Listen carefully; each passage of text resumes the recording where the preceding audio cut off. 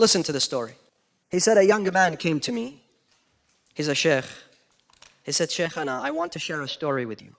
He says, this young man, I was committing all sorts of sin. I was forgetful of Allah. I didn't care.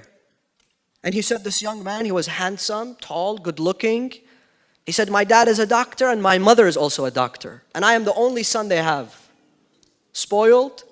He's given money. He has everything. The most beautiful car. Credit cards, he's spending. He says, I was forgetful of Allah.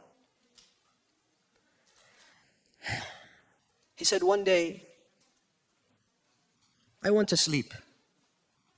In my sleep, I saw this dream that was so real. The most real experience I have had in my entire life. He said, I saw that somebody is ringing the bell at our house, and there's a camera. When you ring the bell, you see the picture ring. You see the picture of the person ringing the bell. So he said, somebody rang the bell. I went. I saw from the picture, it was a face of a prophet. Full of light, full of nur, full of iman. And he was wearing a green turban, meaning a sayyid. So I told him, what are you doing here? It's in the middle of the night. Who are you? He says to him, open the door. I am Imam al-Mahdi. So he said, I asked myself, how am I going to let him in? There's alcohol in my house. What if he goes through my phone? There's all sorts of junk in my phone.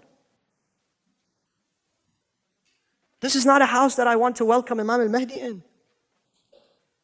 So I said to him, please give me 5 minutes. And I opened the door. He said, I went, I took the beer bottles, I emptied them. If there was, other things, weed, whatever it was, I emptied out my phone, I emptied everything, I put it in the garbage. I came, and I looked, and he wasn't there. He said, I ran out. I ran out. And he was walking. I was running, he was walking, but I could not catch him. I kept calling him, my Imam, please stop. He looked back at me and he said, do you know how many homes I have knocked the door today? Why aren't you ready for me? Nobody's willing to welcome me. Brothers, wallah, it's not worth it. Sisters, it's not worth it for us to ruin our relationship with our Imam.